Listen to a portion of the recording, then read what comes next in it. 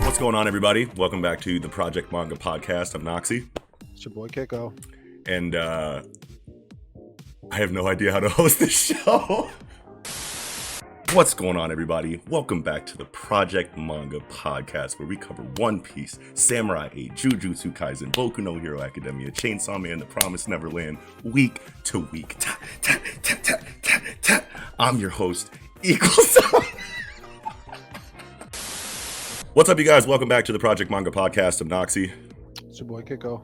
And Eagle is still on a boat. I don't know if you guys caught the last tie-in episode that we did, but he usually hosts this show, but he's on vacation right now. So it's just going to be me and Keiko this time, but it'll be fine. We'll get it done. We'll knock it out. If you're new to the Project Manga podcast, we cover the 7 hottest titles coming out of Shonen Jump weekly. If you're a returning viewer, welcome back. We're looking at issue number 2 in Shonen Jump this week.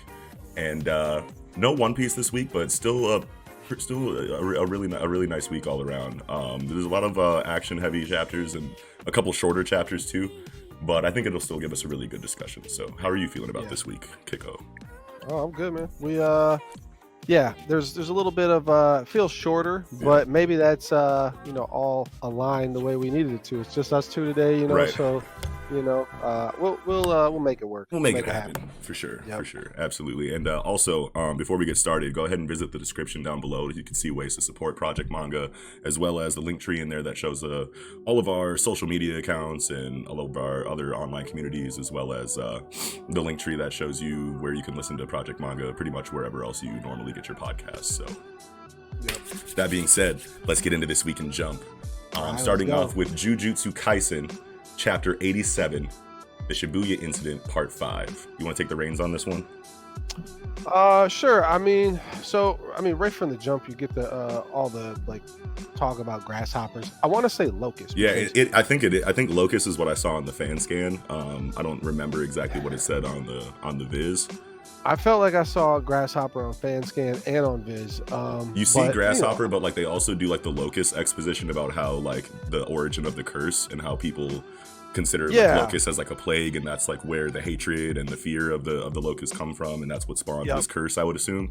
Yeah, I agree. That's where I was really going to go with that, is that as much as I've seen grasshopper, it's definitely got to be locust, just the way that they're talked about, and that it has the humans cursing locust itself maybe has manifested this creature. I assume that's where they were kind of going with that. It doesn't really state that clearly, but that's what you could infer. Yeah, for sure.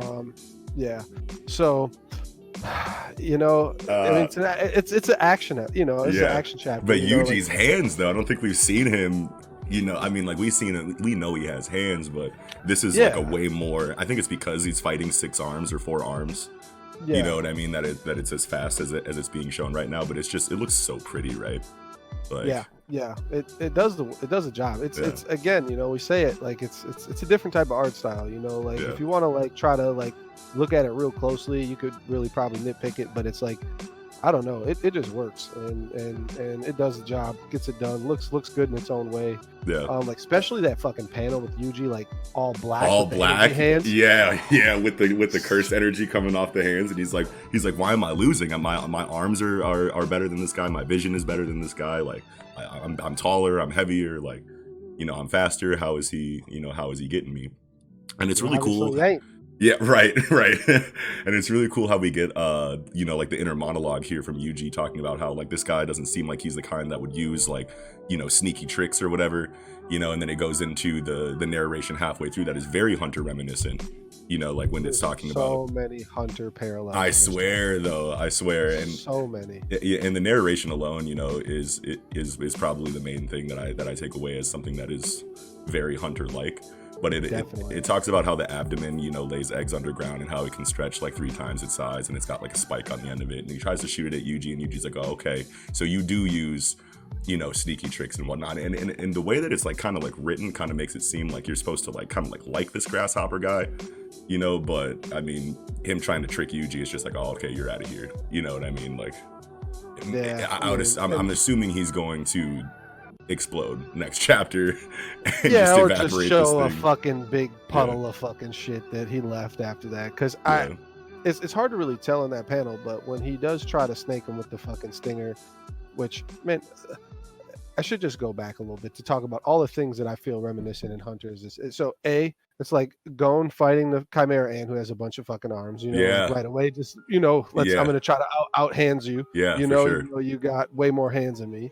And then the stinger shit is like Killua fighting the other fucking Chimera Ant in the same fucking tunnel together. Yo, that's so right though. Yeah, and just the way that Yuji looks with the black, and it looks like Cursed Nen. You know how Nen, there's so many more levels to Nen where like you could kind of describe maybe all Juryoku, kind of maybe it all kind of looks this way when it's manifested, like in that way. But that's just all those things. I'm like, just Hunter, the all over the place, bro. The narration, it's just there's all those parallels, and or even fucking Zazan too has the fucking the scorpion, the queen shot. The queen shot, yeah. Yeah, wow, dude, yeah.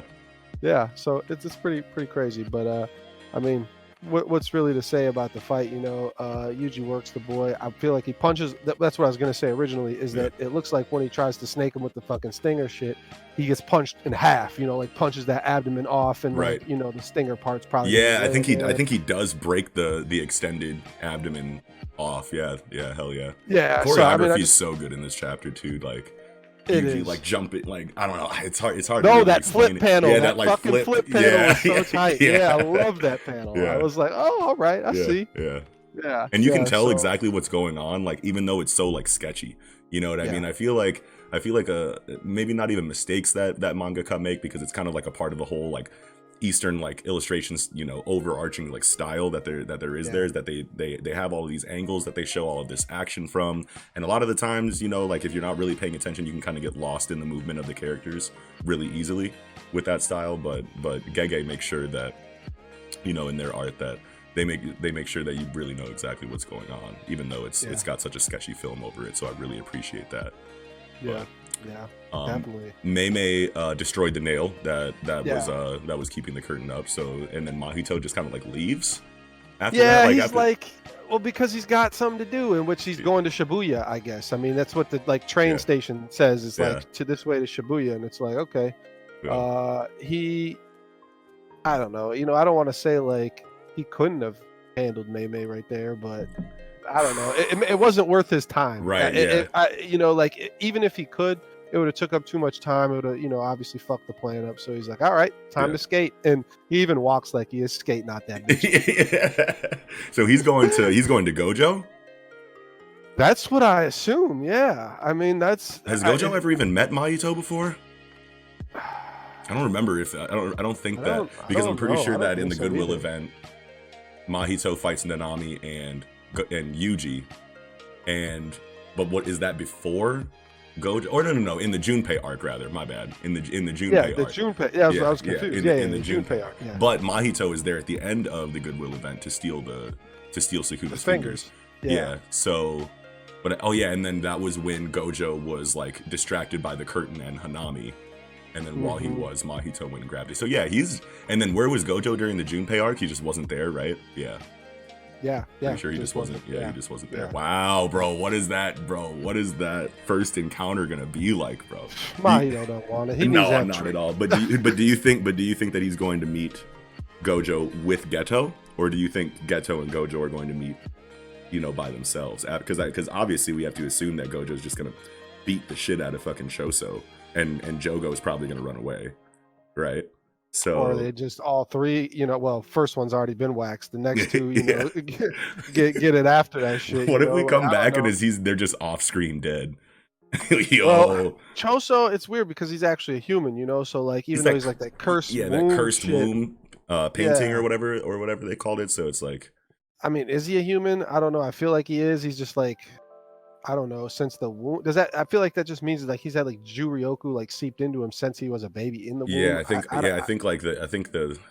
it's hard to remember exactly without looking at it, but I'm pretty sure that like some girl had a baby that was impregnated with a curse, and then had that curse, so that it's like half human, half curse. Maybe I think is how it is. But either way, that curse is like a Kamo, right? It's like a Kamo clan kid, right? Yeah. So like, right, because he's using that blood, manipulation. So I think that's a. So maybe that we can infer there, yeah. Maybe Gojo will, incapacitate him, wanting to apprehend him, opposed to splattering his bitch ass all down the fucking railway subway station like the rest of these people are about to get. Well, that's the other thing too, is that I feel like Geto and let me see who not and Mahito. Geto and Mahito got to confront or use, they got to team up, on Gojo, like to seal him. That's why I don't think, So you think that the sealing is like a technique that, like a tandem technique that both of them have to like use together in order to seal Gojo, or do you think it like might be some kind of like trap kind of technique that where he like steps on it and like they get him in a certain spot, they activate it, or is it like I feel like it can be a combination of all of that, really, because it's like I feel like it could be something that a very high level curse user could just do, like a very high fucking level sorcerer could just cast that on a lesser being. But being that Gojo is lesser to nobody, he needs 2 or 3 people / catalysts, whatever it is, to start to steal him. Yeah, that they really need to. I mean, that's why this plan is so fucking thorough, and like this is the whole shit is to seal Gojo, presumably, right? And I mean, not even presumably. Got to get him out of here, because I mean, like they can't really make any like real moves while Gojo is around, right? Because he's just gonna show up and get him out of here, So, but super excited to see, like what's about to happen next. But I mean, like, not a whole lot, to the chapter. I feel like. I feel like we've gotten pretty much everything we need out of this conversation. Definitely. Yeah, for sure. So that about does it for Jujutsu Kaisen chapter 87. I think we can move on to Samurai 8 chapter 30, Infiltration. And this chapter was really cool because like it starts off really with Sanda like having this kind of like flashback kind of situation of seeing Hachimaru behaving as a samurai would.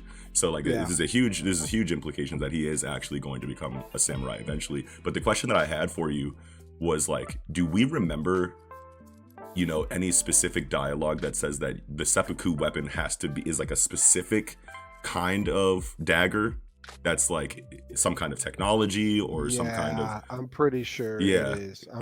So they can't just make him a samurai on the spot in this arc then. Okay. No, I mean it would be tight, but this would be very Bleachish and maybe not so tight then, now that I think about it. If you could just get stabbed by a samurai sword, just like Ichigo takes a Zanbakuto and right.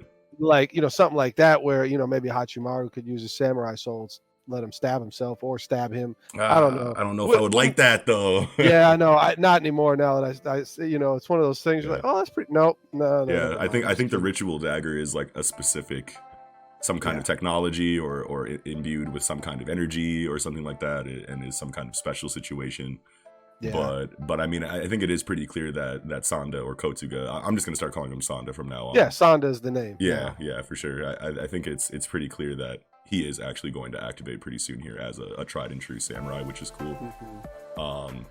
Hachimaru holding him down, like while the police force or the other samurai on the on the planet are just like, no, fuck this guy, and he's like, hey man, like, I know he did a whole bunch of fuck shit, but like he's serious about this. Like he's seen all of the truth now, and he wants revenge against the guy who did it, who just so happens to be the guy that we're trying to apprehend. So and they're like, I know you think you know him and you can trust him or whatever. Like you've seen this, you got insight to all this shit, but I'm not having it. And Hachimaru's like, no, this isn't something you can fake. Right. His will to avenge his family is as real as fuck. Yeah. And it's like I'm not going to. Obviously, he's looking back at his, dad dying, or whoever we want to call that guy,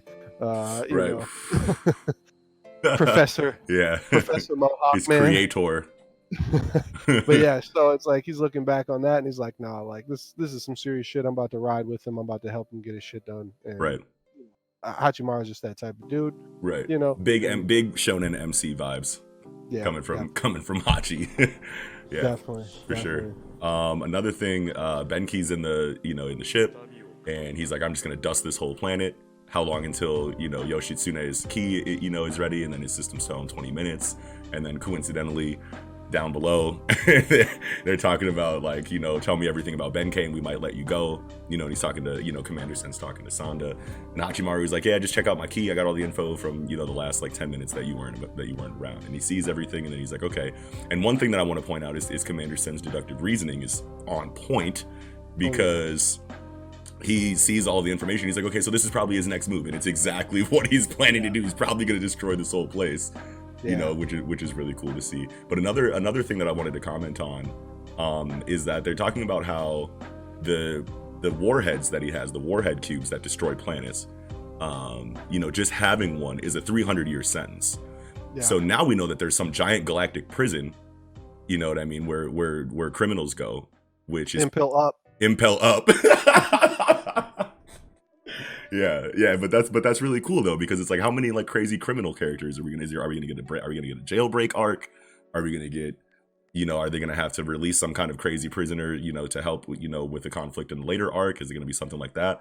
But outside of that, we now know that there's like some kind of intergalactic law that's abided by, which means that there's some kind of central government that is or maybe it's like spot governments from planet to planet, but either way, because Commander Sen says that, and then someone unrelated to the police force comments on how long the sentence is.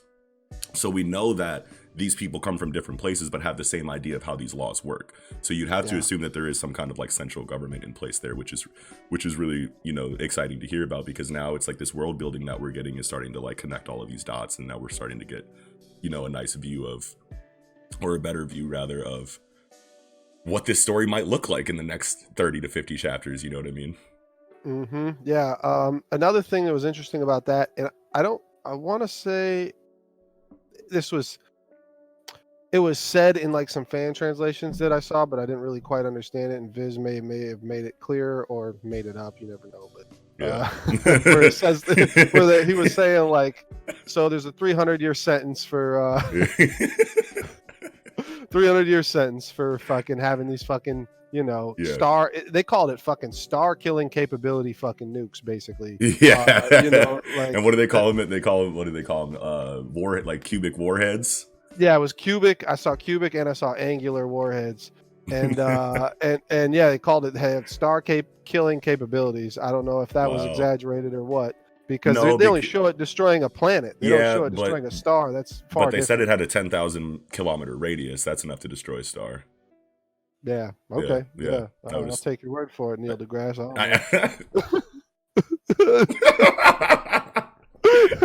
Don't quote me, but I'm pretty sure that if you can blow up, the surface of a planet, 10,000 kilometers of the surface of a planet, you could probably do some significant damage to a star. Yeah. Sure. We have the information about the 300-year sentence on possession of the angular warhead fucking nuke shit. And one of the people talking, I feel like it is Sen, saying that having this nuclear warhead is 300 years, but that's either similar sentence to getting kicked out of your samurai school, or maybe he was saying that it was the 300-year sentence was like this is what he would get on top of being kicked out of the samurai school, and there just is no like, they didn't give us like what the sentence would be on that. Right. But the way that Viz kind of made it sound, when reading it, is that it was equal to having one of these warheads, which would be wild. Yeah. Somebody 600-year sentence. It's like, all right. Yeah. I'm gonna do that bid, no problem. I'll be out. Well, yeah. I mean, shit. I mean, like the sentences are probably so long because of how long you can live with just data being downloaded into a key. You know what I mean? It's probably similar to like, I don't know if anyone out there has ever seen the show or read the book Altered Carbon, but like it's basically in the future, and like you can take your consciousness and put it in a new sleeve, which is a new body. So like whenever you're a criminal and you commit, atrocities of some kind somewhere, they take your disc out, which has your consciousness in it, and they put it in a filing cabinet somewhere for 3,000, 2,500 years or however long your sentence is, and then once you're done, they take it out of the file cabinet and put it in a new sleeve, and then send you on your way to live your life or whatever. So that's probably why you know, they do it like that because, you know, if 300 years passes by, then everything about your world is now different, and that's probably how they have to punish people, is by throwing them into a completely different situation, you know, hundreds or thousands of years from when you were familiar with how, you know, what life was, you know what I mean, since it doesn't seem like you can die of old age in this story. So well, and who's keeping money in your commissary for 300 years, you know? Yeah, how does money even work 300 to 500 years later? Yeah, Yeah, crazy. yeah, I don't know, but yeah. I don't know. You're about to get swole as hell in that joint in 300 years. Yeah, About to be fucking blowing out the side of the fucking prison out of right. And yeah, who's putting money on your fucking books, man? Like, you know, like what is that? What kind of quality of life is that 300, 600 years later? Yeah. Yeah, that shit's pretty crazy. But when you were talking a little bit before too about how Alpha Team is about to go in through the right, well, Beta Team's gonna go through the left, but I swear to God, Sen is gassing these guys up like, y'all are Alpha Team. Y'all about to run in and hit the lick on boom. That's why you're the Alpha in this joint, even though none of y'all got names. Nobody knows who the fuck you guys are, and nobody gives a shit. So you're the Expendables. Yeah, we're gonna call you Alpha to gas y'all up and have you guys run in there first and take some fucking, you know, free shots. And then we're gonna go Beta Squad, aka Real Team 7 out here in the back. Real Team 6, Real Team 7. we're about to come in and mop buddy up, you know, after you guys get worked. But it was just hilarious. That would be so funny if it happened like that, bro. I'm reading it and I'm just like laughing. I'm like, how are y'all Alpha Team? I don't know any of your names. Dude, if Commander Sen really is a goon like that, though, that's gonna be really fucking cool, man. You know what I mean? Because it's like you're introducing yourself as like an intergalactic police captain. You know what I mean? Yeah. And you're talking about sentences, and it sounds like you're on the, you know, the side of justice, but you're using underhanded tactics with no name motherfuckers, you know, that you're throwing into the wolves' den while you sneak through the back and do the real job. That's so ruthless. I mean, that's funny as hell too, because like one of those no name Alpha Squad members are like, oh yeah, that sounds so great. I'm glad I'm following you. You are really one great strategist or whatever. And he's like, hell yeah, I'm a great strategist. Your bitch ass is dead in 10 minutes. I don't even know you, buddy. You just bought this shit? All right.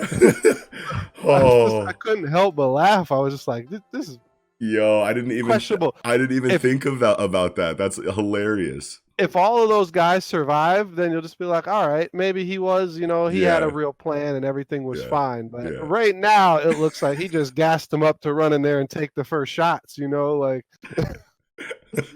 Oh, dude, that's gonna be, man, I can't wait for next week now, because that's gonna be so funny, dude. What if they just walk in and get evaporated? I'm going to just start dying and just set my phone down and turn around and walk away for 10 minutes while I fucking laugh in the corner, giggle my ass off like, hell no. Dude, Sen's gonna be the best character in the whole story if he really did them bogus like that. Yeah, that's what it feels like. It'll be hilarious. I can't wait to see either. But another thing that was really, really cool about this fucking chapter is that, you know, Hachi, like, I don't know if he fully realizes or just kind of like, I don't know, reaffirms that he's lucky as fuck to have Dharma as his fucking bro. Yes. And he's like, my master's really fucking something, ain't it? And I'm pretty tight too because he chose me. But no, for real, my master is that boy. He's Galaxy Champion Man out here. Naruto Galaxy 2.0. Champion Man. Hell yeah, dude. So, that's so that sick. was. I love that part too. And like how is like as they go through like the rest of the story and they encounter more civilizations or more, you know, groups of people and societies that are familiar with Dharma's legacy or his name anyway.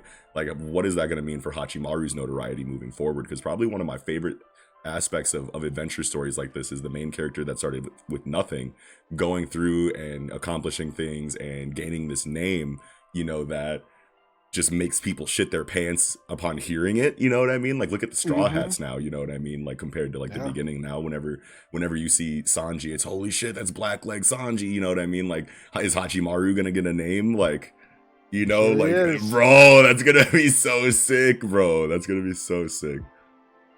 I'm ready. I'm super excited for this series. But I mean, that's all I had to say about Samurai 8 this week, I think.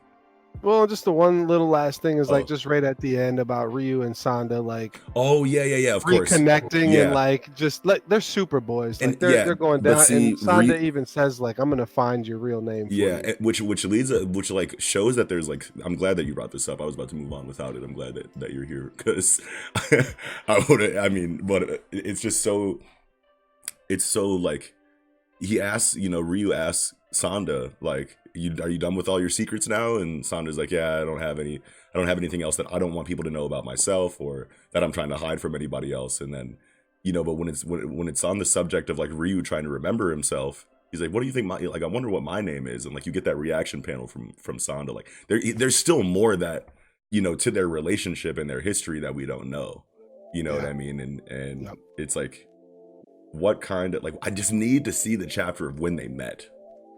Like that's, God, I want that so bad. I don't think we're getting that, but yeah, but I mean, I don't know, unless there's like some, like some kind of event that transpired that's actually like, pertinent to the story. Well, remember how I was talking like a couple weeks ago, like about how I like once Kotsuga like was revealed to be like the traitor and whatnot, I had this idea that Ryu might have been a winner of a previous fighting festival and got his key snatched. And how Kotsuga, allied himself with M.A.N.G.A, like as a ruse to be like, yeah, I'm working with you, but in the background, I'm trying to figure out how to get my friend's consciousness back or get my friend's memory back. You know what I mean? I feel like there could be, like something like that still in the works, but obviously we now know like the real story of Kotsuga or Sanda and M.A.N.G.A's history. But it's just like, what is that extra? Because it's like those winking, all the winkings that Sanda does and. And whatnot. It's like there's another story arc there. There's another plot point there. Yeah, for sure. Yeah. But that's it. That's it for me. Yeah. Yeah. Thanks for reminding me about the Ryu and Sanda moment there. That's good. Yep, definitely. But that's gonna do it for chapter 30 of Samurai 8. Let's go ahead and move on to chapter 50 of Chainsaw Man, titled Sharknado. And another action-packed chapter that we have here. But one thing that I do want to say is that it's really cool to see Aki's development with Angemon. Oh yeah, that's probably like the top thing I felt like I took from this because sure.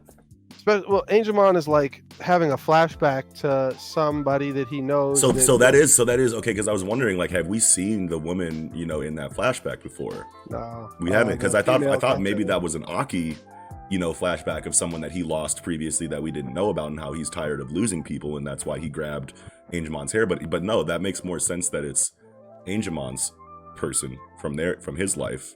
Yeah, that's the way I took it because he's like floating, like he's like, about to fly back and be reunited with them. Yeah. Oh, okay. So, dude, like, think about it. Like, so like Angemon has the ability to drain life force from people. Yeah. But he obviously is like ready to die here, so he can be reunited with that person. Like maybe his life is just him trying to die and be reunited with that person, but he keeps stealing time from people and increasing the gap between him and this person that he wants to be reunited with. Yeah. That has to suck. Yeah. I was taking that the same way, other than the fact that he can be killed, obviously, because he's saying, okay, if it's my time to go, it's my time to go. Just let me go. Fuck it, I'm gonna go. Yeah.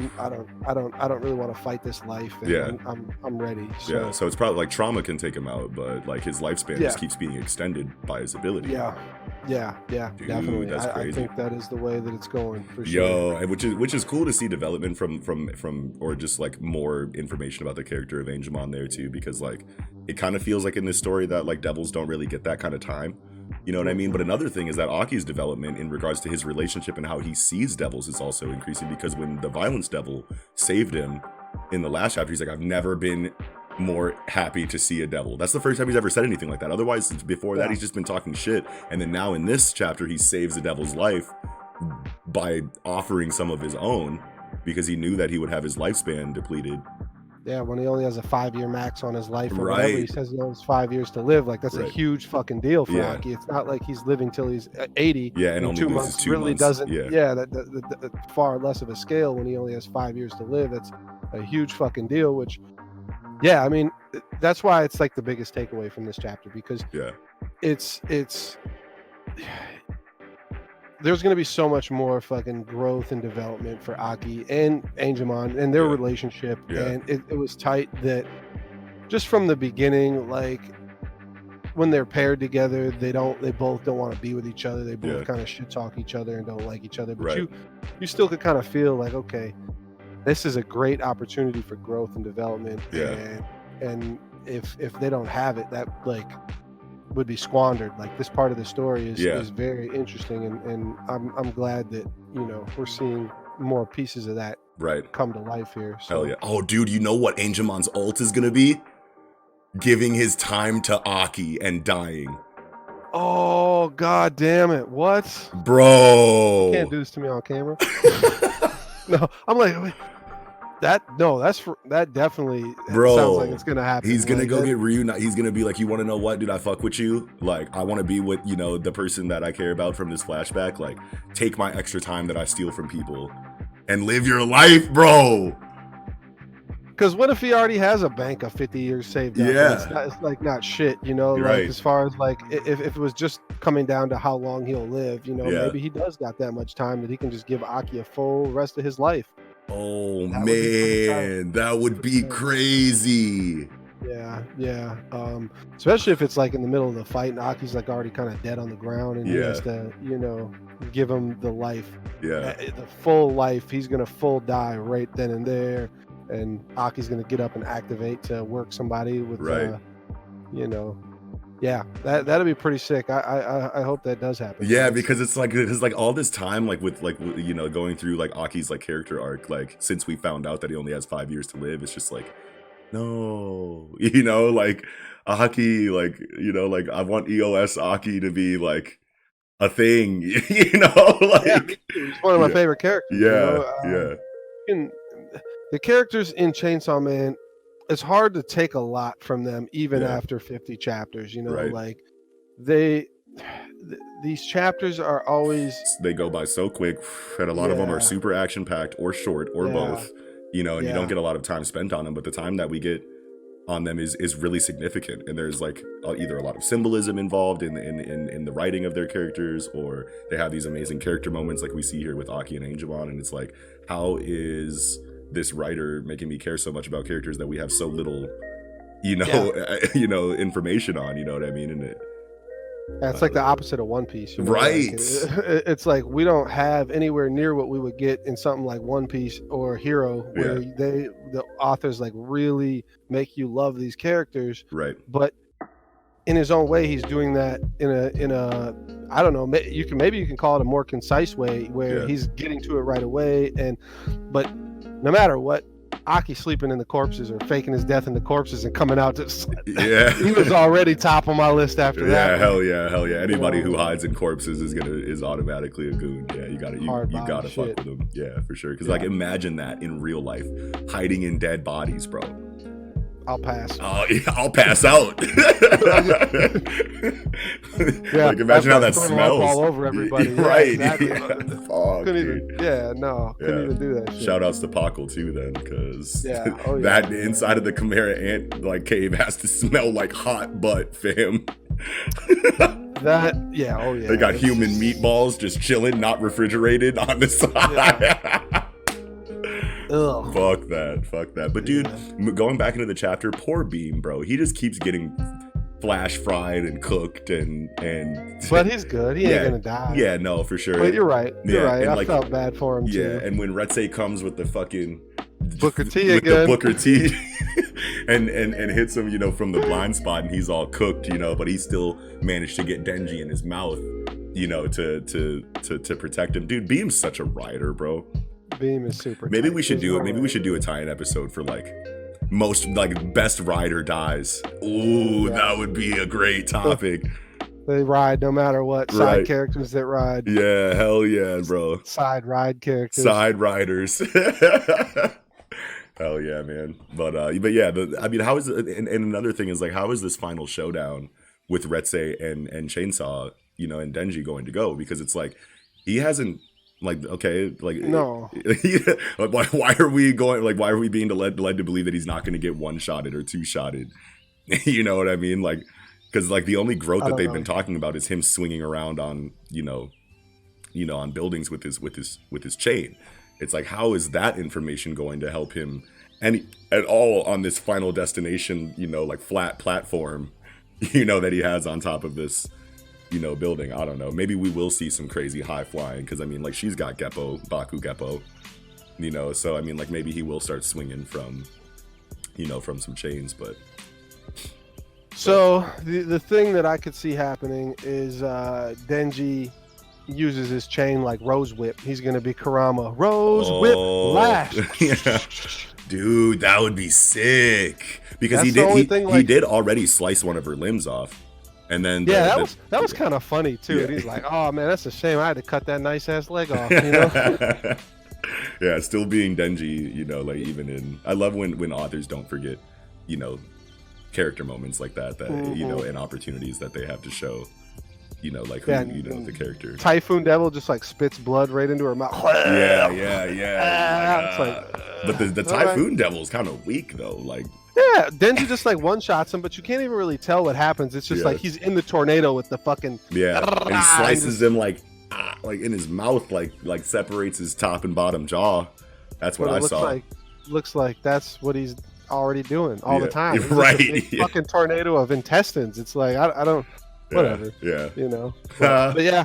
So now the kaijus are both dead. Fucking the Typhoon Devil and Beam. I mean, that's because that's what whoever, I forgot who was talking at the beginning of the chapter. Like, we can't do anything now. This is a fucking kaiju battle.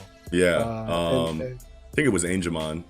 Yeah, maybe. Yeah, probably. And I don't know. Beam ain't no fucking kaiju, but I mean, maybe it will be. That'd be tight if we get a mech fucking Shark Man. Dude, I wish that Beam would have, dealt some significant damage to the Typhoon Devil instead of, Denji. Because I mean, like, Beam, like, he's such a cool devil, you know what I mean? But he has no wins except for against zombies. You know what I mean? So like he ate a couple zombie heads. They're brain dead anyway. You know what I mean? It would have been cool if, Denji separated, from, since they were going to be separated anyway, it would have been cool if he was just like, go get him or something like that. Or he was like, I got this, master or whatever, and just chomp that motherfucker like that. And then maybe they link back up and then he gets exploded or something like that. But yeah, I don't want Beam to be the Yamcha of the story. Right, bro. Win. Like, what? Literally never win ever. It's like we need a Beam fight. Yeah, especially if he's gonna be such a rider. You know what I mean? Like, you gotta have, if you're gonna be holding motherfuckers down like that, you gotta have a win here and there. Yeah. So I think we'll get it. I don't think he'll just be, I don't know, secondary like savior character. I don't even know what you call that. It's like I just jump in to take the big hit for you, and then I'm crappie flopping on the side for fucking dead ass fish on the side of the fucking building over here. Right, like what the fuck, man. But I don't know. I guess we'll see. But yeah, 1v1 next week. We'll see what happens. There's nothing that's led me to believe that Denji wants any smoke with fucking Red. Yeah, we really need Rose Whip. That's all. Definitely. We have to just use our imaginations at this point, because there's no evidence that Denji's going to do anything but just get blown the fuck up. Like, first panel, fucking Mustang blown to pieces. I'm like, well. I would love see you later. Right. I would love for the Plague Doctor Devil, the Violence Devil, to have actually, like, when he kicked Retsei, to have let a little bit of that poison out. And then maybe we can see, like, her being like, oh, I'm fucked up, and then Denji can deliver a finishing blow of some kind. But I mean, if it's bare knuckle 1v1 and Denji wins after getting washed 3 times, I think I'm gonna be pretty upset. But there better be good explanation for that. Maybe there will. Fujimoto knows what he's doing, I think. So yeah, I mean, he'll talk to Puchita inside and fucking use the 9 tail power, 9 chainsaw tail power, and he'll be good. Yeah. Oh yeah. Okay. Great. That's going to do it for Chainsaw Man Chapter 50. Moving on to the Promised Neverland, Chapter 160, Shackles. What do you think of this chapter? But there was a lot here, but at the same time, I didn't have a lot to, like, reflect on and, like, write about. Because, like, the things that I did, what I wrote down that I really wanted to, keep at the forefront of my thoughts here is that we got clarification, and I don't think it's really clarification. It's not clear. It's just like a reassurance, or I don't know, just reiterating that James Rattray is William Minerva. Yes. And he's the one who helped, obviously everybody escape from fucking Gracefield and Lambda's destructors. Yeah. Yeah. And that was the part I was like, I I don't really. So he died recently? That was the thing that fucked me up. Yeah, that he's so.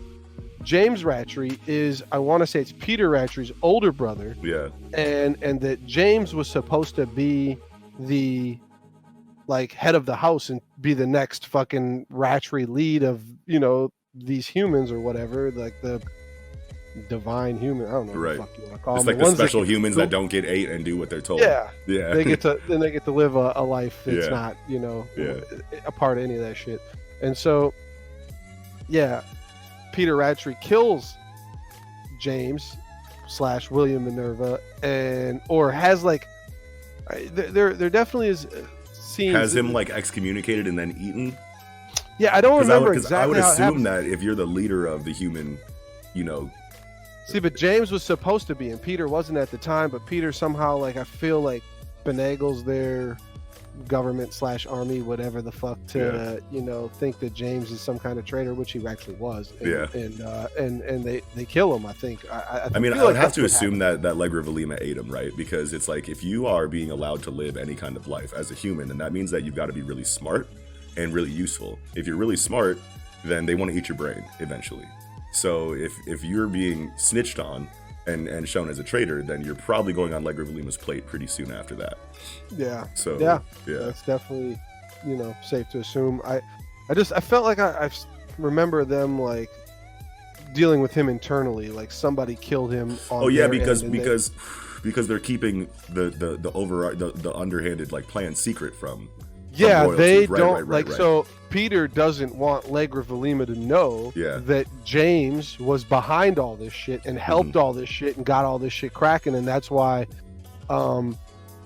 Peter's talking about, you know, to his whatever underlings about, and they're kind of like giving him pushback on like this plan that he has to go talk to Legra and say, I'm gonna make sure we get you Norman, Ray, Emma. They're still out there.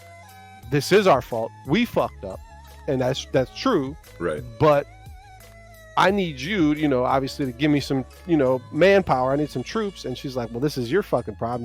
You did this, so why the fuck would I ever help you? Because if fucking Everk and Bayon and Gnome and Doza and them, they all find out about this, they're gonna fucking be just livid about it, because Gnome, Bayon, they lost people in fucking Goldie Pond. They lost their relatives. Yeah.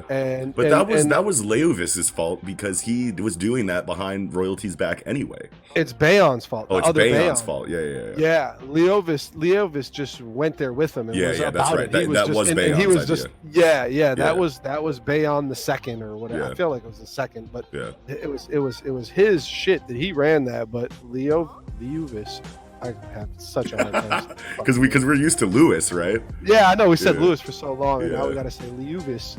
Leovis. Fucking, he was the fucking, you know, hardest body one out there, and so obviously, you know, he came off as an end boss guy. But if any of them find out that they're still alive, you know, that they're gonna be the ones to want to eat them, because they suffered the most loss from the Gracefield kids. And so even if they do capture them and bring them back to eat, the queen's not going to be able to eat them, save them all you just eat all three of them herself. You know, she's going to have to split them, or there's going to be some kind of contention. Right. And so that was you know, the biggest things about this is that, you know, Peter gave the plan. Yeah. I'm going to go get him. I'm going to give it to you. You got to give me this shit. It's all going to be behind everybody's backs. This is just going to be me and you thing. Right. I'm going to give these kids. You're going to eat them. And that's going to be my, you know, apology basically for fucking up. Here you get these kids. We're going to do this behind the scene. And that was, you know, I don't know, you know, like it's interesting. It's going to lead us to, you know, the rest of the story. Yeah, and I'm just glad that the story seems to, you know, be going back into like a battle of wits, you know, kind of situation for this last arc, right? Like, I'm happy that we got like the raw, you know, like shonen battle arc, you know, at the Royal Capital out of the way, you know, in the previous arc, so that the series can end, you know, with a similar vibe as how it started, right? Yeah, for sure. You know, which is really cool. And hearing Rattree actually when he's talking to Legre of Alima, hearing Ratri call their situation a two-world system is cool. I think that's the first time we ever heard that, right? Like I don't remember the that, two-world system. It could be, you know, analogous with, you know, the two-party system in America. Yeah, sure. which I was interested in your thoughts of, considering that you're like a really big politics guy. So yeah, it fits well. You're about to get eaten either way, no matter which side you're with. Right. You know, till we get a third party in this bitch. Yeah. In Promised Neverland and in America. Yeah. We're losing. We're all losing. And the third, you know, party could be the New Promise. The New Promise. Emma, she's got cracking. Yeah. Hell yeah. Emma Sanders. Emma's about to give us fucking free healthcare, you know, and she's gonna forgive student loan debt, you know, and take us out of fucking foreign wars. I'm for it. Emma Sanders for president 2020. Let's go. Hell yeah. Fucking dude, Norman knew Demon the whole time. Yeah. What the fuck? I mean, it kind of makes sense just because he was at Lambda. They were working on him. He's a genius. They were probably speaking Demon around him, and he's just picking up on that. Yeah, high IQ. Fucking learn that bitch off. You know, them talking shit. And what's crazy though is that when he says this shit to Aish, two things is, I don't think he knows that Aish can speak regular fucking English or Japanese or whatever the fuck you want to say, human tongue. Right. But she was really pissed about what he said, and we don't know what he said to her, but she's even got a panel where it's like she's gripping her fucking hands and she's mad as I would fuck, assume he said, "I'm sorry about your dad," because if he could speak Demon the whole fucking time, then that means that he knew that he wasn't holding her captive to be eaten, and he killed her fucking dad because he wanted her tracking ability for himself. That's good. I didn't think of that. Yeah, that makes a lot of sense, because then it puts this whole... Like, there's just an extra level of fucking stress on this whole situation, because it's like, what if Aish doesn't fucking want to, like, fuck with Norman anymore, and then she tries to, you know, have the wolves, you know, bite his throat out. You know, fucking Phil Chico won't let that him, happen. you know, like, you gotta... Phil ain't letting that go down. I mean, Phil's about to be eating throats on his own. He don't need dogs to do it for him. Phil's out here savage as fuck. Filson Fisk, Kingpin. Filson Fisk, here we go. But yeah, dude, that's just so crazy that he knew Demon the whole time. Like it's and like you think about it, it's like, of course this motherfucker knows how to speak Demon, bro. Like, it's fucking Norman, bro. Yeah, like, he can do everything. He can fucking do. He's literally the superhero of this story. Yeah. Like, you know. And then, of course, the last part of it where fucking their hideout is cleared the fuck out. Everybody's gone. I don't know. Like, were they taken captive? What if it's a part of the promise? Oh, wow. Yeah, I don't know. What if that has to do, because since Emma went in to do that, everyone else that we've seen from the hideout has been involved in the capital arc, right? Yeah, but it was a bunch of the younger kids and shit were there. You know, like, I really don't think Emma's gonna, you know. No, maybe they're already safe. Oh, yeah, she has them transported somewhere else. Yeah, or whatever. Yeah. Maybe they're already like where they want to be. Yeah, that's good. That's good. I'll accept that. Because they didn't die or we don't know. I mean, they could have died, but they didn't die in the hideout. Like, they didn't just run in, you know, dumping on everybody and spray everybody up, and there's blood, you know, everywhere. Because there's no sign of any human life. Nobody's, you know, no blood, no nothing, as far as you can see. You know, obviously they didn't investigate, but you're looking down this huge fucking, you know, spiral fucking staircase all the way down, and there's just like books strewn about or whatever, but there's no people anywhere. So yeah, they must have been transported, because they dropped mid book while they were reading, and it looks like bookshelves were thrown, you know, debris around. You know, then they might have got ran up on then. Yeah. And it's and that's right after. You never know. It could have been like a big whirlwind. Oh, we suck everybody up, and, shot them out of there, and fucking books flew around and shit. Dude, the worst case scenario is that, because, you know, Norman is talking about how, you know, Peter Ratchery figured it out and how he's doing everything, you know, the opposite of the way that they had expected. He probably already got his troops in there, but there would be blood though.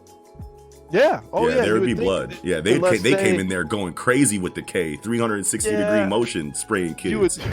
You would think, you know, but like, I mean, with what we see, maybe they just had a way of making them all submit and they get detained. Like, hey, if you don't go with us, we're gonna, I don't know. Yeah, something like that. Yeah. But yeah, I mean, who knows? I mean, we got a couple of our chapters this week, I feel like, are kind of warm-up chapters. They gave us a lot of good stuff, but still warmed us up at the same time to hype us up for the next one. And I'm glad that Eagle's not here for this kind of discussion, because I feel like a whole bunch of shit is going down next week. But Promised Neverland is talking about how there's no new chapters until next year. But I think they said that last issue, and then we got this one. I don't know, you know, like it's so hard for me. Like, there's been so many breaks this year. Yeah. We're getting towards the end. We've seen this with manga before, where it's like once you start getting towards the end, they fucking really start taking these breaks. Yeah, to make sure that they don't blow it. Yeah. Yeah, they know. Obviously, they know they got to stick the landing on these bitches. They need a 10 from the Russian judge, you know, and that's hard to get.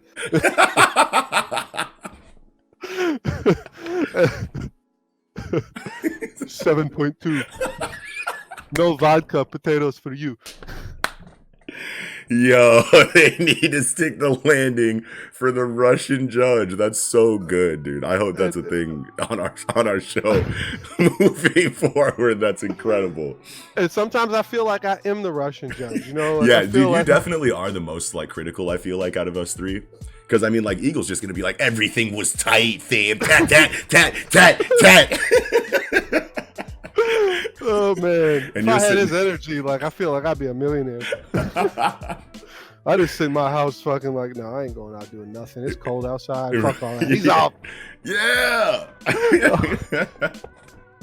God, I wish I could match his fucking energy too. I'm trying out here. Tat tat. Oh man. Man. But yeah, I mean, I feel like we can move on to Black Clover. Yeah, for sure. That's I'm done on Promised Neverland. Black Clover, chapter 232, Quiet Lakes and Forest Shadows. Titties upon titties. That's what they should have called this. Right. This is a fucking fan service fucking chapter for like half the bitch, and it was short on top of that. So it's like, come on, Tabata. I know, like, what's it's going like, okay, on, buddy? I understand that you know, this is you've already signed on to this a while ago, and it's like, if you don't bring some back, maybe your, you know, sweaties might not come back anymore. So like, all right, whatever. But like, we need the sweaty votes. We need the sweaty clicks. The sweaty views, this is manga, right? Like, the sweaty most people sales. are, you know, whatever. But so the first thing we get to see, which really kind of kicks it off to me, is Leopold is a grown ass man now. I know we kind of know. Like, I know we kind of already saw that, but it's like, I feel like now that they're all standing next to each other in a line, I'm like, is this motherfucker in Lambda? Yeah, he got the Norman treatment, just aged fucking 15 years for free, you know? And I mean, you're just like, how?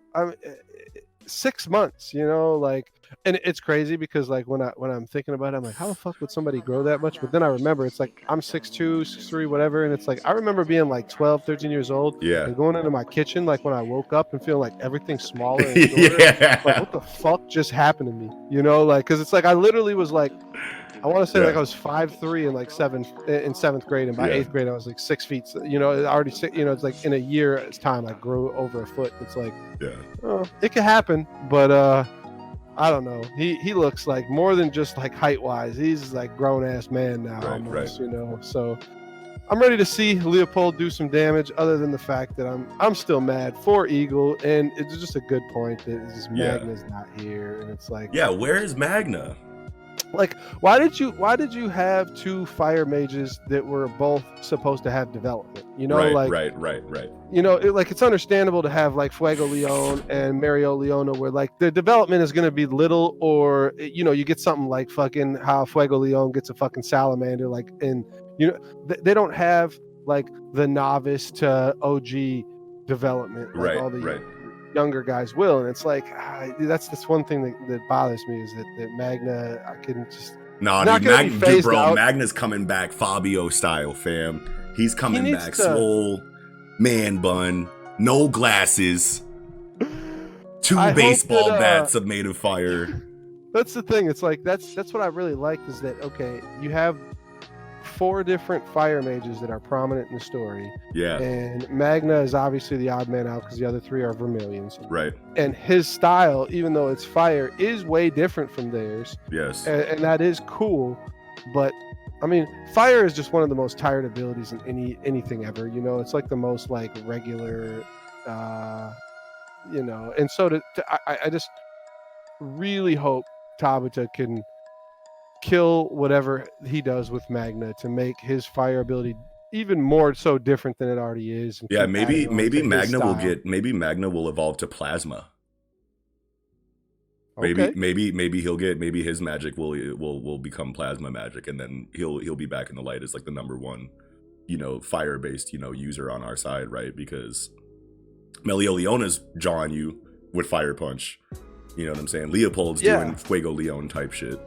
Yeah, you know? So I mean, I feel like M.A.N.G.A is just another dude with fire baseballs and baseball bats and shit. Like he's got to get like some kind of ridiculous upgrade that we're not expecting because he's off screen for so much. First of all, and like that's just the next level of fire. So it's like, yeah. Well, and I wanted to kind of liken him closer to Mereoleona if we get to pick like of the 3 where I feel like he is more of a physical type, where I kind of thought about like M.A.N.G.A skates, like the fucking fire wheels. That would be so sick, bro, because he's already got like weird applications of his magic already. Exactly, bro. Wind fire wheels in this bitch. Wind fire wheels, you know, that would be some shit. Yo, that would be so sick. Yeah. I just want him to be in this. I don't want him to be phased out. He's not going to be relegated to a background character. I promise you, bro. Yeah. He was one of the first. He was one of the first Black Bulls that Asta squared up with. Like, yes, yeah. I think he was the first. Yeah, he was the first. And he's not going nowhere. Right off the jump, rode for Asta, where it was like the rest. You know, I mean, because I think we get Gauch next, and Gauch is just a dickhead no matter what. Yeah, Magnus not going nowhere though. But one thing that I wanted to point out that was cool about this chapter is that Asta can fly on Demon Slayer.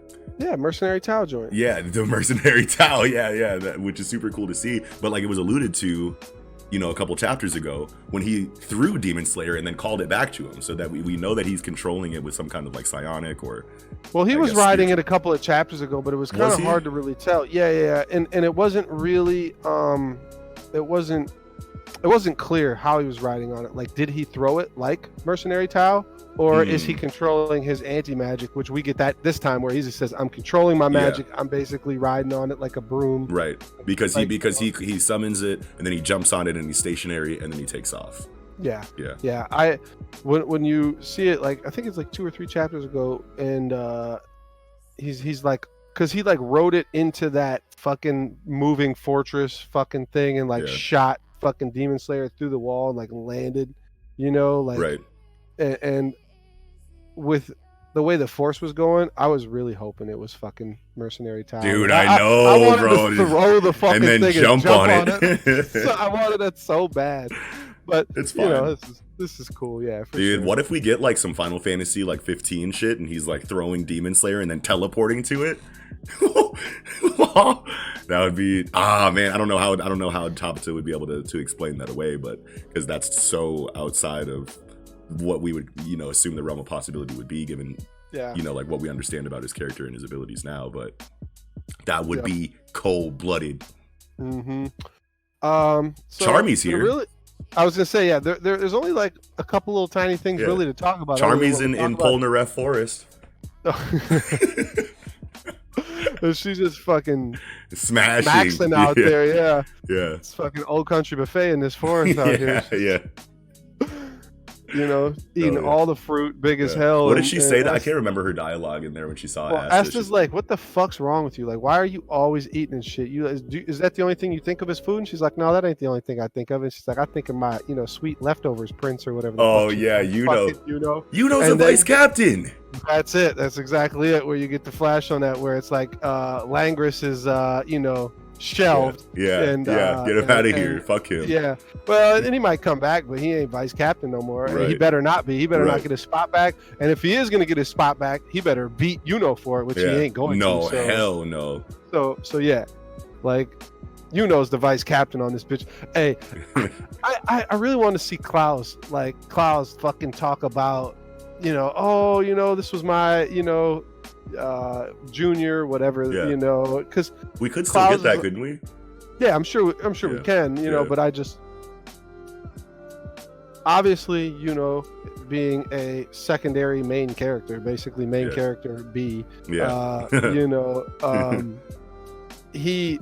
We knew obviously he was going to rise up the ranks and whatnot, but it was just always like cool how, even though he was like clearly obviously stronger than Mimosa, and then stronger than Klaus too. Yeah. That I don't know. Klaus always kind of Klaus is like a very Ida-ish. Yeah. I mean, even in design, exactly. Where he's like, I'm gonna give you like the responsible angle, like what we should be doing, and he kind of does like the Boy like Scout brotherish angle. Poster child, So I'm excited to see like his reaction to that, but I mean that's really all we got. He's a vice captain. What do you think's going on in M.A.N.G.A? That's so weird that shit happened, and now we see in a castle, with all the butters out here fucking dripping and shit. It's like something just happened, and in your old hood.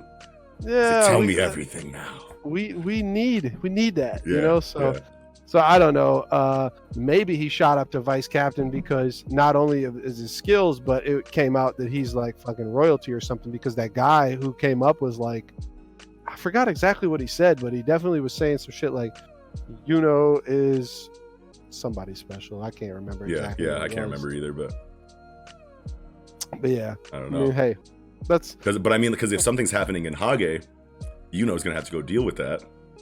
While all of this demon shit he's gonna have to make a decision here. Like, do I go fuck with these demons over in Spade, or do I go that's a pretty important piece off the chessboard. He has to go all the way back to M.A.N.G.A, or maybe there's demons in M.A.N.G.A because they got intel on Yeah, and I really hope that's the case, because I don't want and Asta to team up again. Dude, I know, bro. I want them to have their own shit, and I want to have his own shit too. Like, I don't want this all to be about Asta, and then you have like an off-screen fight by and then some kind of like semi-on-screen fight where you don't even get like everything, and he kind of just washes and walks away like, yeah, I'm and like that's that. Like, it better not be, Like, I want to see like tough fights out of both of them in their own like individual fights, and I don't think that like Asta's going to be able to take like the main devil 1v1 from Spade, but I think he can take maybe one or both of those lesser devil guys. I think the hardest fight for Asta would be if he fought another anti-magic devil. I hope there isn't another anti-magic devil, just being that I'd be cool. I would be cool with that if it was defeated by Asta here, in this arc, and then we don't see him ever again. But I mean, like, if it's a magic-based devil and Asta's swole as fuck with like upgraded times 10 demon slayer, and his other artillery, it's like obviously I'm just so tired of him going into every fight with such a clear, obvious advantage. You know what I mean? If it's an anti-magic enemy, like that's going to be a completely different conflict that we haven't seen. It's just really tough when you're in the world of magic and you give somebody anti-magic. Right, I know. He's always in a position to. Yeah, I know. That's why I want this. That's why I want whatever devil he goes up against to be anti-magic based, because then it's like, now it's kind of like a mirror match, and it's like I'm excited to see how Tabatu would write. I would like it to be reality altering, where if that's like final boss shit.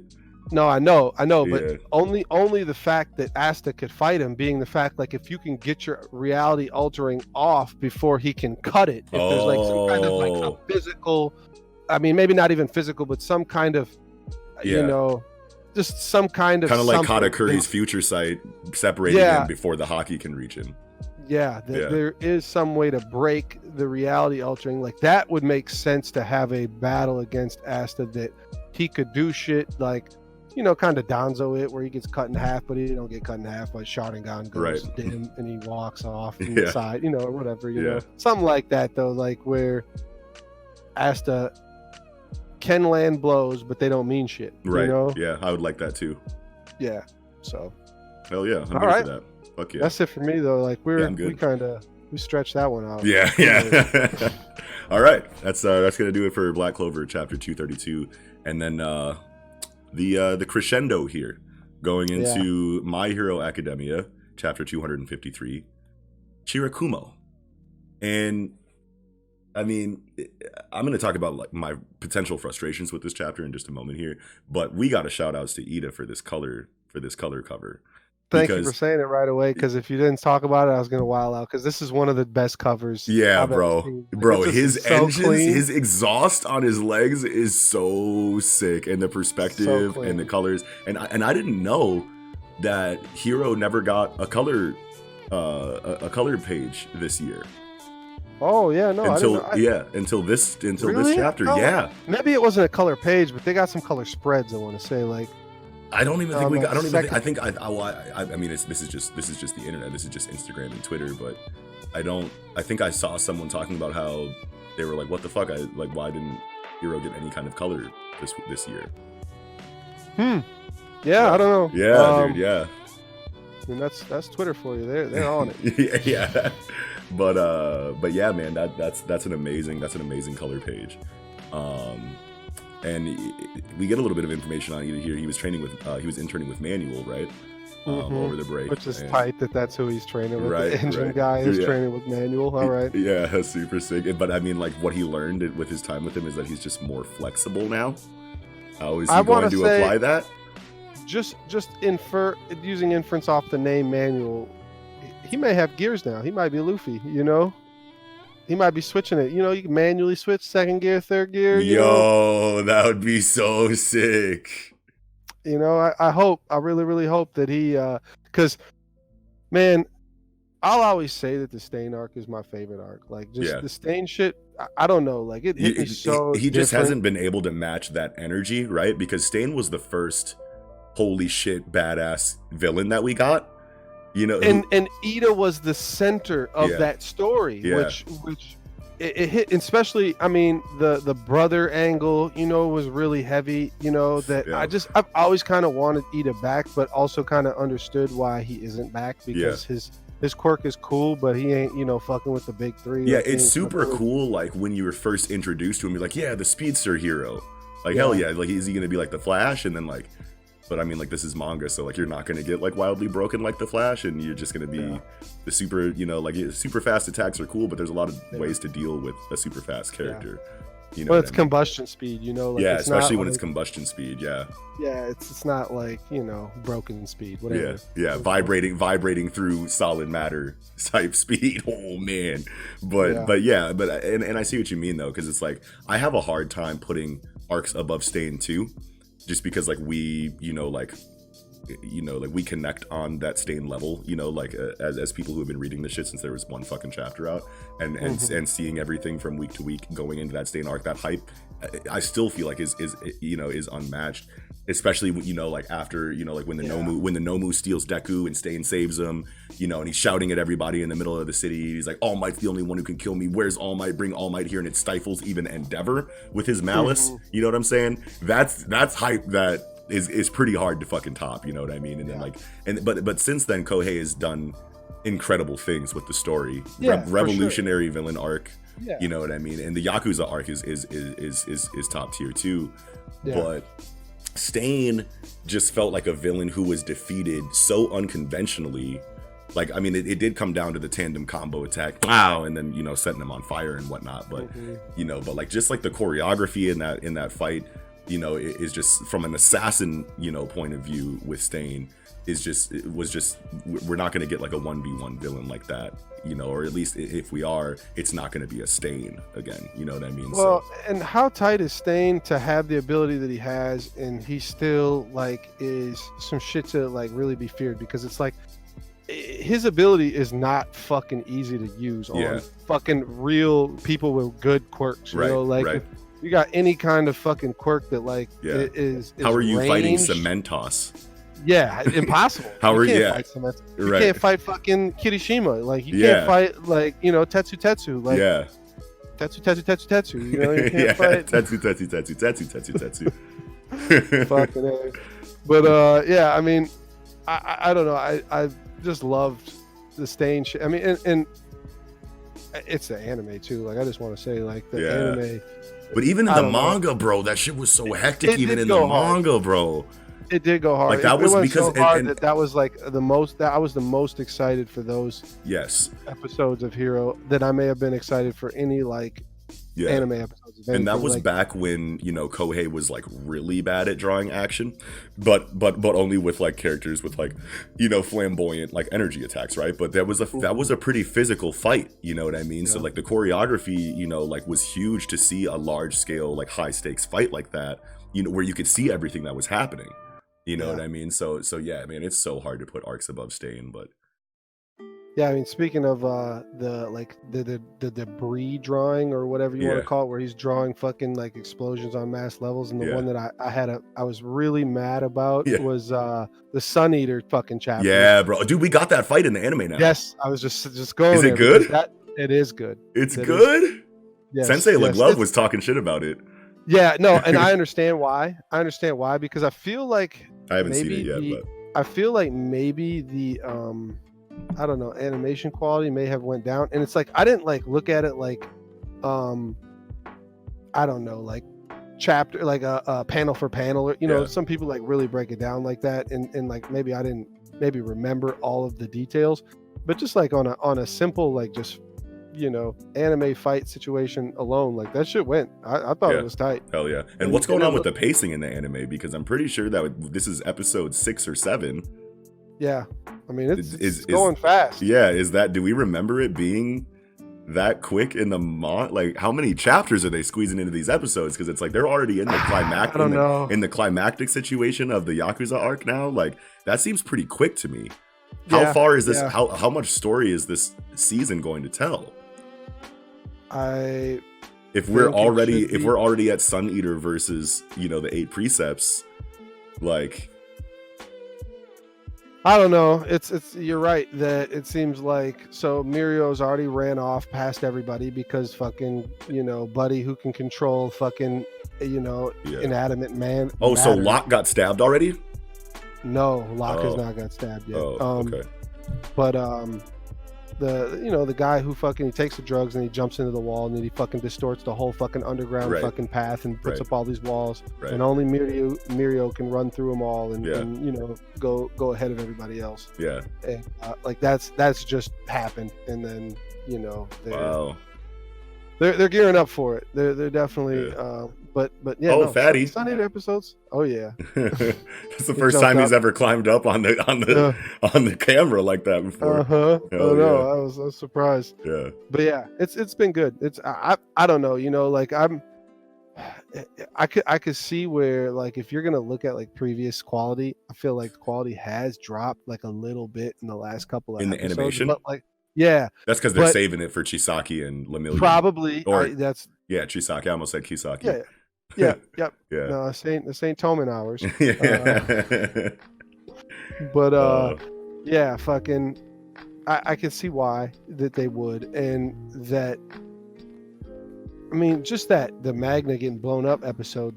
That one was just hard to top. Like, that episode, they went so hard on that episode. I thought that was one of the better episodes of anything. Oh, dude, anything Lemillion versus Chisaki is gonna go so crazy, and Rappa versus Fat Gum and Kirishima is gonna go fucking crazy, and then they're probably gonna save all the fucking budget, the real budget for the Chisaki versus Eddie and Deku, and bro, the Night Eye, that shit's gonna be crazy. Other things that I wanted to note from this chapter is Ochako got some new tech. Oh yeah. Ochako got some new tech, but I didn't really understand like the what it meant. No, they didn't explain it. She's like, oh my god, your helmet's so heavy. We stuffed some wires in there because like the weight doesn't really matter, because of my quirk. But like, what's the wire for? Yeah, we weren't given any explanation as to like what the upgrades were. It's just the upgrades made her shit heavier, and that it doesn't matter to her, and that's really it. And then I mean, obviously the main part is that she's like shaking her gauntlet, and the fucking All Might doll falls out. Yeah, and then Ashido is like. You love Deku, ha ha ha, we figured it out. And she's like, no, it ain't like that, but it's obviously clearly like that. Wow. Yeah. That was super funny. The cotton. Okay, so All Might shows up with the cotton candy, right? And Eagle's not here to defend himself. But you know what the fuck we're about to say here. Yeah. So he shows up with the fucking, with the cotton candy, and the way that cotton candy is said is really close to "I am here." So and All Might even makes a point to say like, "Yo, you guys didn't get my pun, like you guys didn't get my joke." You know what I mean? And in the Viz, do they even? Yeah, like, let me go pull it up. Yeah, no, it is. It is. It's done as good as it can, where you just want to make shit up. I feel like, but even still, you're like, okay. So he says. Let me see, where is it at? No, I got it right here. The fuck, done like blah blah blah. I'm the symbol of sweets. Oh, that's fine. Symbol of sweets. That's I know, fine. like that's fine. It's all right. Yeah, that's not atrocious. No, it's not Animal Kingdom. Oh Pirates. Man. Yeah, but yeah, I thought that was super funny. Okay, but then going into actually like the biggest takeaway of the chapter, right? Because Mike and Aizawa get some crazy information that they have to go deal with on their own, and this is their first time in My Hero Academia seeing like a historical connection, that's deeper than just teacher to teacher inside of Mike and Aizawa, right? And they're both really stressed out, freaking out, and Aizawa's like drive faster and Mike's like chill, so obviously the tension is there. And then we see that Kurogiri is a Nomu this whole time out of nowhere. He's not a Nomu. Yeah, or whatever they were talking about with the Nomu. He with the Nomu is technology. An actual living being where quirks have been combined inside him, like a Nomu. Yeah. But they said clearly that Nomus are obviously like, brain dead, whatever's, like they don't have intelligence. But it seems like they programmed him to act like a regular person until he's questioned about the league, and then he shuts down. Yeah. Right? Yeah. So sure. That's crazy. Mm-hmm. Right? But then they talk about how the person that Kurogiri once was is an old friend of Aizawa and Mike. Well, they don't say that exactly, but they say his name, and they infer that they knew him, previously in history. But this is the issue, because for those who don't know, this is coming out of the story of My Hero Academia Vigilantes. Mm-hmm. And for those who don't know, is a side prequel series not written by Kohei or drawn by Kohei, written and drawn by two completely separate people, that tells obviously a canonical story about life, before. Well, it wasn't canonical till Monday. Yeah, where you would assume. So I mean, today, Sunday, whatever. And what my hopes for the future of this story is, I hope that next chapter we get some kind of light flashback, about the history of, Shirakumo and Aizawa and Mike, because if Kohei leaves this up to you having to have read Vigilantes to understand what's going on, then I guess that makes sense from a business perspective. But that flashback is, you got 100 chapters to go copper. Yeah, it's like 65. Yeah, there's like 66. Okay. There's 66 Vigilante chapters, I think, right now, and the Aizawa and flashback with this character is almost 10 chapters. So that's quite a bit. That's quite a bit that you have to go back and deal with, which is fine. But I understand it. Go back and and read the other story. That's actually really good, because you get like the origin of Stain and you get like the origin of not really the origin of Aizawa, but you see him become a teacher for the first time, and how he gets his goggles and shit like that, which is really cool. But it's just weird. It's awkward to me. Yeah. So I'm really hoping that Kohei gives us a little bit, and says, something about it, so that we don't have to go read 65 chapters in a week. You know what I mean? But yeah. But I understand it from a business perspective. Go read my other book. But yeah, that I just thought that was awkward, and that. But it's still cool. It's cool as shit. Because Vigilantes is actually good. If Vigilantes was bad, I'd be pretty pissed. But it's a good story. But yeah, that shit's fucking crazy. And I haven't really seen. I've been kind of trying to stay off the internet, and because I know that there's crazy theories about this situation, on the internet. But at face value, off of just this one chapter, it's hard for me to really, at least me personally, think of any kind of implications that it would have on the future of the story. Yeah. But Yeah. I had to look at it a little bit because I have not read Vigilantes, and I mean I've read parts of it, and it looks amazing as far as like the art? illustration. Yeah, illustration goes so hard on it, like from the shit I've seen. Yeah. But I had to just like look more at it now after this, and it was cool that it's makes sense that Shirakumo Oboro, his quirk is cloud, where he has fucking these clouds that come out that people can like sit on, like he can make them like dense to where like you could use them as a platform, like, or some kind of like physical object, or they can be like a mist, which makes sense that like that's kind of along the lines of this black fucking warp. If they're combining quirks, you could see cloud and black warp fucking black hole shit, whatever the fuck you want to call this, at least being one of 5 quirks you need to create this, or whatever the hell, because they say multiple quirks, they don't say how many. And so I mean we'll see what happens with that, but I don't know, it's interesting, and people have just speculated that is Shirakumo, which kind of makes it sound like that, but But I mean, it also kind of like it also kind of feels like Naruto in a sense, right? Because like a lot of people equate, Aizawa to Kakashi, right? And then you have Shirakumo, kind of like in this like Obito kind of role, where it's your friend who got snatched and taken to go help the bad guy, Madara. You know what I mean? So like, there's parallels that can be drawn there, But at the same time, I see people complaining about that parallel, but I mean, I feel like people. What's wrong with it? Yeah, what's wrong with it? I mean, like I feel like that's not just a hero thing. I feel like that's, and it's hard for me to think of it off the top of my head, but I feel like we've seen that angle in other stories before. Yeah, of course we have, and there's nothing wrong with that. The thing about it, and I mean, that I'll just speculate about, is that the people that really stand hero on the high level want to act like it's just unparalleled, and it's you've never seen anything about it before, and it's like never taken any concepts from any previous shonen. It's like, bro, Shonen Jump's been a fucking magazine for 60 years. Like, what the fuck are you talking about? Like, there's definitely concepts that have been reused. Like, you can't act like it's like the most groundbreaking thing ever, which there's a lot of groundbreaking shit in it, and it's very unique and it's awesome and we love it. Obviously we cover it, it's great shit, but it's like the people that stand it just take it too far. Right. I agree. And I mean, you're gonna see that in any fandom, you know what I mean, where there's an extreme stan fandom aspect to to the story. There's gonna be people that you can't say nothing negative to.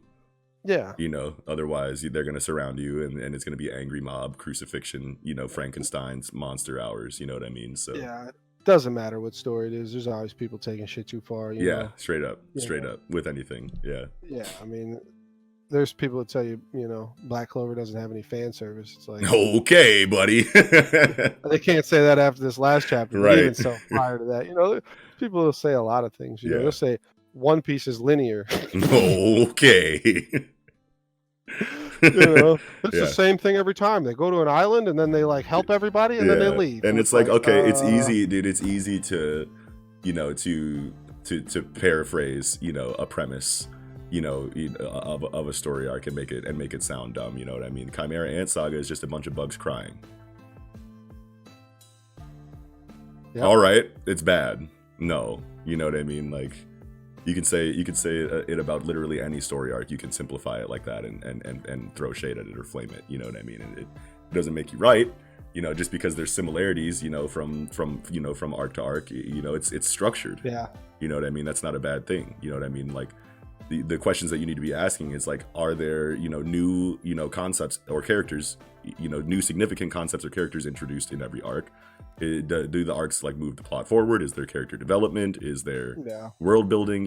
Things like that. I mean, like, on the surface you can say anything and you look like an idiot. So you just, if you ever just extreme all the shit you say, nobody's ever gonna fucking think that you're credible in any way. And exactly. It's like, you gotta be as objective as you possibly can. Sure, people love shit and they'll ride for it, and that's understandable. Like, that's, I mean, we do that for the shit that we love, but like I still try to be as objective as I can, and that's why it's like in Jujutsu sometimes, like when some of the panels, it's like I think Jujutsu is my most exciting thing that I get to read every week. It's not One Piece. Straight up. Sometimes I might be mad at a panel with the sketchy artwork. Yeah. Just maybe just like one panel, and it's like I'll be okay, I couldn't really tell what's going on with that, but I'm gonna tell it like it is. Like that's how I feel about it, and I'm not gonna just say, oh, this is the most perfect thing to ever exist because I'm the most excited to read this every week. Right. And it's like, okay, I don't love just Kishimoto. Like I love Naruto and I love a lot of things that Kishimoto did, but it's like when Samurai 8 was coming out, it's like, man, I was really reserved. I was like, I don't think I fuck with this. Like the art's not good enough, the story's not good enough yet, and then it starts to hit, the art gets there, the story starts to fall in and all line. of a sudden it's not really about Kishimoto's negatives, aspects of him as a mangaka anymore. Now it's all about the positive things that he can do, you know what I mean? Because until the story proves itself to you, of course you're going to equate everything that you might not like about it to the things that you didn't like about the previous books. So it's like, I mean, you could go through with everything. It's like Chainsaw Man. I thought this is the dumbest name I ever heard for a manga, and there's no way I'm reading no fucking man who runs around with chainsaws coming out of his face. And then it becomes amazing, and it's like you don't think that. Wow, how to do this? Yeah. Just relax, okay? Just relax and enjoy things for what they are, and look beneath the surface, and be sensible. Stop being a fucking jackass, and this is why I don't know. That's why people who like stories to begin with will start to not like them because of the people they've talked to about the stories. And it has nothing to do with the story itself. And it's just like, oh man, people, sorry, I don't want to get fucking, a pitchfork mob coming for me because I, give like a tiny fucking bit of critique. Yeah, exactly. But that's it. That's it for me. And that's all. That's it. And that's all. That's all she wrote. But a great week in Jump regardless. No One Piece, but we'll be back next week for that. And we'll have Eagle with us too. So we'll have a little bit more of that energy and a little bit more sound effects to go with it. But Weekly Shonen Jump issue number 2. Thanks for joining us, you guys. If you did, smash the like button if you enjoyed the episode. Smash the subscribe button if you're new to the Project Manga podcast. And you can hit the bell icon next to subscribe, and we'll chirp y'all when the new video is live. Go ahead and hit the description below. That's where you're going to find our link tree. That's going to show you all of our online communities and all of our social media accounts. Also, any other ways that you can consume the Project Manga podcast wherever you normally get your podcasts. But that's going to do it for another incredible episode of the Project Manga podcast. Signing off, I'm Noxie. I'm your boy Kiko. We'll catch y'all next time. One man's racist, another man's soul. Nice way of saying y'all washed up, and I'm getting fed up like Oprah and her Jack. Same mental state as a Vietnam